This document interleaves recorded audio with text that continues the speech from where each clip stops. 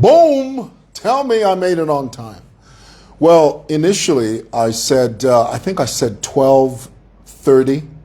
Did I say 12:30? And then something came up, so I had to adjust the time, which is very indicative of Simoson building. That's very, it's very common to have that happen here, because we live in a very unpredictable world. This area here is quite unpredictable. So it's not out of our circumference to say a certain time and then we're not there at that particular time. You made it on time. Well, that's only because I adjusted the time. And sometimes it's important to do that, and it's fine to do that. Live broadcast is, interestingly enough, I shared this with you all the time, and I'll share it again with you. I remember, some of you may remember this. I remember when Mark Zuckerberg, you know who Mark Zuckerberg is? He's the guy that owns Facebook. Mark Zuckerberg first announced that he was going to introduce something called live broadcasting. And I remember his presentation, and he used the phrase, "You can be your own CNN." And I'll never forget my response to that. I remember thinking, why, oh why, would I ever use a feature that makes me go live? Why would I go live, number one? And number two, what would I talk about? And I remember distinctly thinking, this new feature that Mark Zuckerberg has added to his repertoire of internet Facebook tools is going to land with a hollow thud. Well, little did I know, not only would I utilize it, I have come to depend on it. So sometimes it's not so much about what you think you need, it's about what they know you need. So, and yet here we are, live on SML TV. Guys, I'm coming to you from Simoson Building on the corner of Lucia and Simon. When I say Lucia and Simon, I simply mean Kalusha Walia Road and Simonwell Lane. Plot number 8585 at Simoson Building, here in the CBD, the Central Business District. Do me a favor, guys, if you could go ahead and sling this broadcast around to people that you think would be interested in this conversation, and let's talk about it. I have to share this with you. So this morning I'm getting ready for work, and my wife is on the phone. She's doing her scrolling thing, and she says to me, "Here's a question." And I'm putting on my tie and I'm standing in front of the mirror, and I said, "What is it, dear?" She says, "So would you rather get a kiss from me for $1 or a kiss from someone else for $10,000? Now, how do you answer that when your wife asks you that question? How do you respond to that?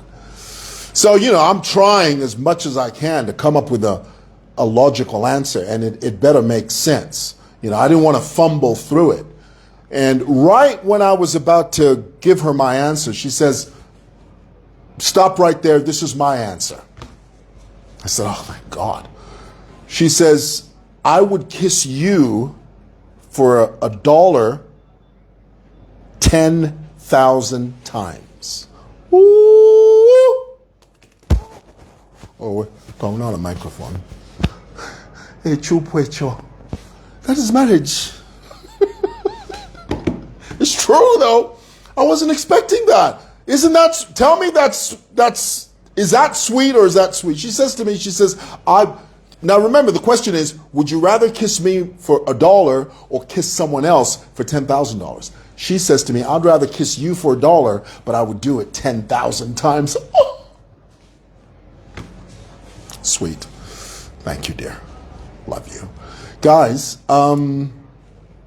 let's talk about this. Let's just go ahead and put it out there. Okay? Here lately, Benwell Pundu's qualifications have been brought to the front and center of his political career. Now, Let's be clear, guys. I am a social media commentator. Okay, I'm not so much of a political analyst as I am a social media commentator. What that means is, if there's anything that happens within the social media space and I'm interested in that, I comment about it. I was reading one of the comments when I posted that I would be talking about this issue and two other issues. Some smart aleck jumped on my in the comment section and said, Mr. Mwewa, Binwell is our person. Don't talk about him. Don't talk bad about him. My response to that was, look, Binwell is a political participant in Zambian geopolitics, and he has to be discussed. What, do you not want us to discuss him? Why wouldn't we talk about him? Why wouldn't we discuss him? That is the nature of politics. You either discuss or you are discussed. No, you either discuss or you are discussed. It's either you talk about somebody or somebody gonna talk about you, boy. Especially when it comes to leaders. Leaders have to be scrutinized. People that put their names forward for leadership have to be questioned. They have to be scrutinized. And there's nothing wrong with that. Okay, so here it is, Benwell Pundu's qualifications as presidential candidate.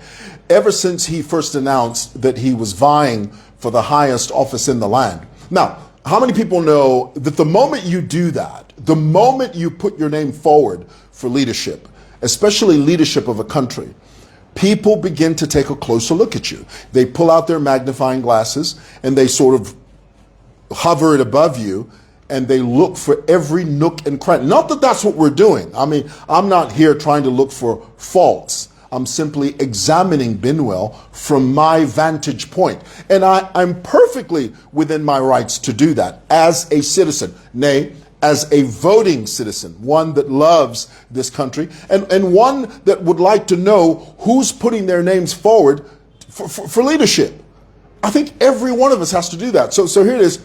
So when Binwell did that, a few people started taking a look at his qualifications. The very first thing I did was I looked at his service in Parliament. Now, Binwell has barely been in Parliament for 5 years. He first was elected into Parliament as member of Parliament for the people of, representing the people of Nkana in 2021.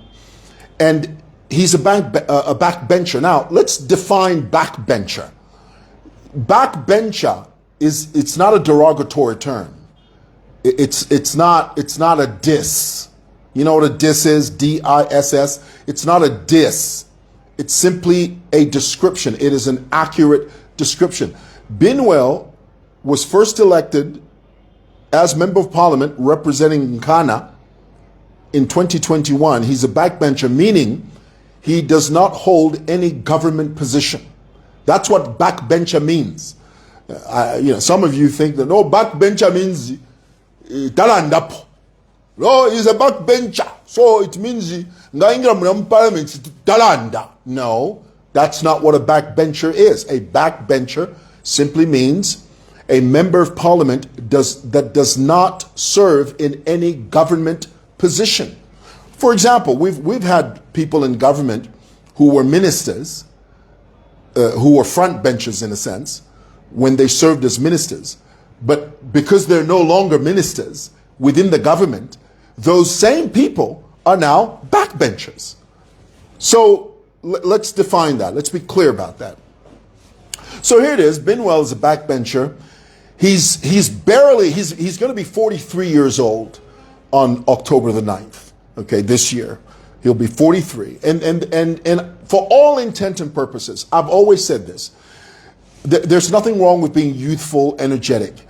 Binwell is a very smart, youthful guy, very articulate, okay? But in terms of his qualifications, let's look at the person that's offering himself as president of this nation. Before I get into that, I have to make reference to 1991. This is a very, very important footnote in Zambian history, because once I talk about 1991, it'll give you comprehensive context when we discuss Binwell and people like Binwell. In 1991, a trade union activist president by the name of Frederick Jacob Titus Chiluba became president, second president of this republic. Now, what some people don't realize is that at some point during his life, Frederick Chiluba was a bus conductor. And after the euphoria of a new government was voted in, because you remember, I wasn't here at the time, I was a student away in Louisiana, but I was fully aware of what was going on because I constantly spoke to my father. I had long political conversations with my dad, you know, and in 1991, after the euphoria, after the excitement, after the honeymoon of voting in a new president, after having Dr. Kenneth Kaunda, who served this nation for 27 years, Frederick Jacob Titus Chiluba seemed to be a breath of fresh air. And he was, in many, many respects, he was, you know. And, but after a while, people started taking a closer look at him. And one of the things that came out about his persona, and this was heavily discussed later on, one of the things that came out was this man, Frederick Chiluba, was once a bus conductor. Now, what that did was that every Jim and Jack began to look at Frederick Titus Chiluba and they started saying, well, if a bus conductor can be president of this country, surely, na president. So what you ended up having was there's so many people that just started vying for the presidency. So many people, Dean Mungomba, there were so many, you know, that's in their minds, and you could literally hear it under their breath. People that regarded themselves as the creme de la creme of education. They were saying it underneath their breath. If FJT can be president, because he was just, at some point, he was just a bus conductor. Surely, I can be president and I can do better. That was the line of logic of people. 1991 was a completely different dispensation. In 1991, in those days, you can just wake up and decide you want to run for member of parliament. There were no real rules, apart from the fact that, you know, you have to be a Zambian, of course, and you have to have a certain age. You have to be of a certain age. But there were no stringent rules that sort of boxed you into a corner to ensure that you were up to the task. That was a different dispensation. There were things that we were doing politically in 1991 that we no longer do now. We don't do them. For example, now a president constitutionally has to have a running mate. In those days, in the days of Bachiluba could fire a vice president willy-nilly any time he wanted. In fact, in those days, when you were a vice president, people were just waiting for you to be fired. I'll never forget Brigadier General Godfrey Mianda sharing a very, very painful story of how he was fired. Now, I'm not outing Godfrey Mianda, but Godfrey Mianda is someone that I love and I respect. I know that family very well. I'm sharing with you what he shared with us. In fact, he shared this on he was a guest on a live radio program on Radio Phoenix, and he shared this. Well, Frederick Chiluba had sent Godfrey Mianda to a meeting at Pamodzi Hotel, a meeting that he was chairing, that Godfrey Mianda was chairing. And as you know, Godfrey Mianda was the vice president at that time. While the vice president was chairing this meeting in front of ministers, Frederick Chiluba was announcing on TV and radio that he had fired and dismissed Godfrey Mianda.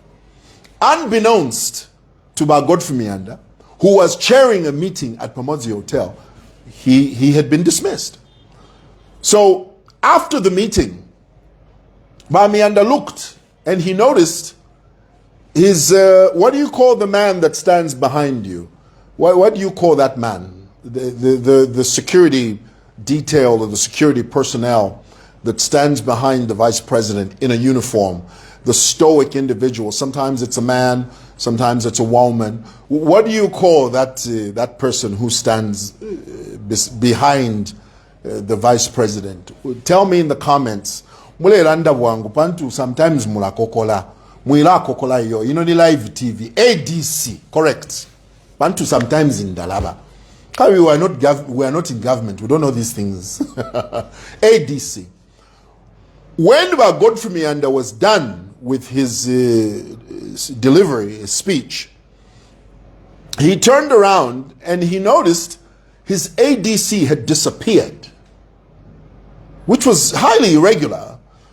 And one by one, those ministers who were in that meeting, they just also started disappearing. Now, what was sinister about that occurrence was that Mianda was the last person to know. Everyone in that meeting knew. They were aware that Chiluba had dismissed Mianda. Mianda didn't know. So one by one they started leaving, and so he was standing there perplexed. I mean, he didn't know what to think. Well, where's this guy? Where's this person? Finally, one of the ministers who was very kind to Bamianda, and he could see that Bamianda was bewildered. He didn't know what was going on, and he wasn't aware that Chiluba had dismissed him. He wasn't aware that Chiluba had fired him. This minister walked up to Bamianda and said, Bamianda, do you know what's going on? And Brigadier General Mianda said, you know, I'd be grateful if you could sort of enlighten me. What's happening? The minister looked at Bamianda and said, sir, you've been fired. But he's fired you. What are you talking about? He said, yeah, it's all over the news. Can I tell you that, and this is Bamianda now saying this, he said, not only did my ADC go, my vice presidential motorcade was gone. In those days, when a president fires you, Bwana, immediately everything falls away. Everything goes. That minister who approached Bamianda, informing him that Chiluba had fired him, offered to hire a taxi for Bamianda to take him to where he was going. Because in those days, when you were seen to help, there were people within government. They'll say, no, in fact, this minister, he helped Bamianda, which means he's against what the president did. So it means you are on the other side. You are not with the program. Zambian politics. It's not for the faint of heart.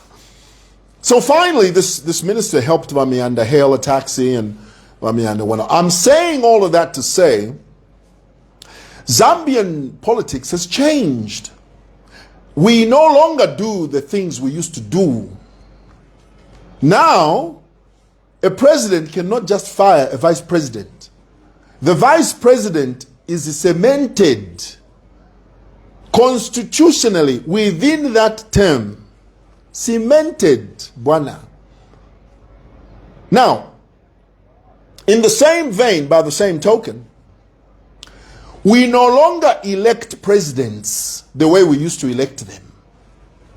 Now, the bar has been raised so high that Zambian people demand a certain flair of qualification from the people that want to put their names forward for president. Ooh, that's a deep one there, boy. Tell you what, let that sizzle in your soul. Let that marinate let it marinate in your soul, boy. Let it bubble in your oblongata. We no longer do some of the things we used to do. So now, when a person says, I want to be president, we have to take a big political magnifying glass and take a closer look. And they say, oh, you want to be president. Where did you go to school, you? In the case of Binwell, Binwell is, according to his record, and this is public information, okay, as it should be, okay? Let's be clear. Anyone that wants to put their names forward for leadership in any capacity, you know, their background should be public information. Why? Because you want to serve the public. Okay?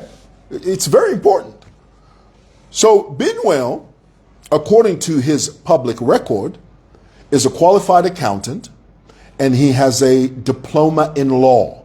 Now, what's a little misleading about his portfolio on the parliamentary page is that it lists him under qualifications. It says diploma, law, and accountant. But it also describes him as a lawyer. Now, correct me if I'm wrong, but if you have a diploma in law, you're not a lawyer. Okay, let me pose, not pause, let me pose, P-O-S-E, let me pose this question. When you have a diploma in law, are you a lawyer? Say it in the comments. Educate us. But if it's you people who've got these big lofty titles. We don't have those. So my question is this. If a person says they have a diploma in law, are they a lawyer? Tell me in the comments.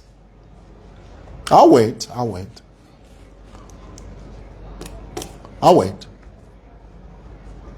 You're going to have to answer quick, guys. This is live television. You need to, if you could answer that question, I'd be grateful. Please do, so that I know that we're, no. Okay. So if it's no, why then on Benwell Pundu's portfolio, on his parliamentary description, why is he listed as a lawyer? That, my brothers and sisters, is misleading. Let us call it what it is. Say what it is. Don't say what you wish it to be. When you put your name forward for leadership, say who you are. Say what you have, not what you want to have. Benwell Pundu should not refer to himself as a lawyer. Why? Because he's not a qualified lawyer. He may have a diploma, but he's not a lawyer. So that is a misrepresentation of the facts. And being a presidential candidate, you cannot be making such blunders. Those are blunders you can't make. Those are blunders you cannot hope the public to ignore. Now, here's the beautiful thing about Binwell. Let me tell you what's amazing about this guy. He's going to be 43 years old in October. He's got plenty of time to up his game. Because the chap is sharp. He's a sharp chap. What I think he should do, he should go back to school. Get that law degree. At least that. Get that law degree, up his game, up his ante, and come back academically equipped. Why? Because we no longer elect bus conductors as president in this country. That dispensation has gone. That era has long since dissipated. The old covenant is no longer here. We are in the dispensation of the new covenant. Are you hearing what I'm telling you? This is no diss. Now, to the simpletons, they will say to you, no, nile so muine, nangu takwata degree, nile so sara. That's the most stupid thing I've ever heard in my life. God creates the tree, but you and I create the furniture. You must understand that. The moment you begin to look at it from that vantage point, and the moment you begin to understand that the office of presidency is not for everyone. That's the reason the Word of God says we'll separate the wheat from the chaff, the lamb from the goat. Many are called, but oh honey, few are chosen. Whenever you see a huge crowd of people going in a certain direction, the Word of God says it this way. It says, broad is the way that leadeth to destruction, and many there be that go in thereby. Narrow is the way that leadeth to life, and few there be that find it. You think the presidency is for everyone. You think the presidency is for people like Chidukatayad. You think the presidency is for people like Sean, Lunatic Zero, Screw Loose, Tembo. Is that what you think? You honestly think that? You think the presidency is for these fly-by-nights who just wake up in the morning and say, no, I think Pano, Banabwadia, today I could presidency. To the presidency and beyond. When it's the presidency is not for that. Tell me in the comments if any of this is resonating with you. What I'm sharing with you has nothing to do with elitism, because there's some of you simpletons, you regard it as that. You know, how much importance? Not how much. You in your mind, what you're hearing is elitism. I'm not talking about elitism. I'm not talking about aristocrats, political aristocrats. I'm talking about practical real politics. Putting the right man for the job after you scrutinize them. I guarantee you, I'm not going to say that. I'll just leave that out. So, does Binwell have hope? Oh, absolutely. Absolutely. He's young, he's sharp, he's intelligent, he's a good-looking guy. He's 43 years old. He's got his whole life ahead of him. If he went back to school, it would only take a few years out of his life. He could have a degree in law or anything else in under 5 years. That means at 55, 50, 51, 53, somewhere there, years old, he could have a higher qualification. You know why? Because the Zambian people now are demanding that. The Zambian people are demanding competence. Now, Binwell made a mistake recently in one of his lives.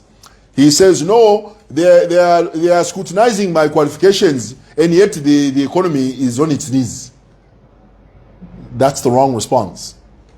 The right response is, oh, Maranda, tell me qualifications. School. I'll up my game. I'll up the ante, so that no longer is a point of discussion. But because Binwell is so full of pride, he just cannot admit and say, you know what, that's a valid point. I see what you're saying, and we're going to fix that. We're going to deal with that.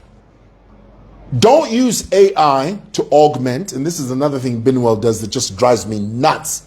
You know, he uses AI to sort of augment his persona. It's like these false papas. They take a picture of a big crusade somewhere, and then they take their picture and put it in the big crusade, implying to their audience, Kuti, they draw such crowds. And then when you confront them, they say, no, we are calling those things that are not as though they are. Don't mess around with the Pentecostal Christian boy. We'll mess you up. calling those things that are not as though they are. But you have to be practical. Just be practical and truthful. What I see in Binwell, he loves to scapegoat. He loves to dodge. That won't help you. Just be truthful to yourself. Self-introspection. And offer yourself to the Zambian people as a whole person. Not as a fabrication. Not as an apparition. Not as a would-be. No. As you are. Okay? All right. Zedfarmer. This is all I want to say about Zedfarmer. Guys, please don't refer to that gentleman as her husband. You are driving me up the proverbial wall. That is not her husband. It's not. They are in a relationship. They're not married. Don't refer to the Nigerian man as her husband. Why do you do that? Huh? Well, explain that to me. She's in a relationship with a guy. Full stop. They're not married. They didn't exchange any vows anywhere. They didn't stand in front of a priest, pastor, or a vicar. Do you know what a vicar is? Do you know what that is? A vicar. They didn't stand in front of a vicar, mate. They're in a relationship.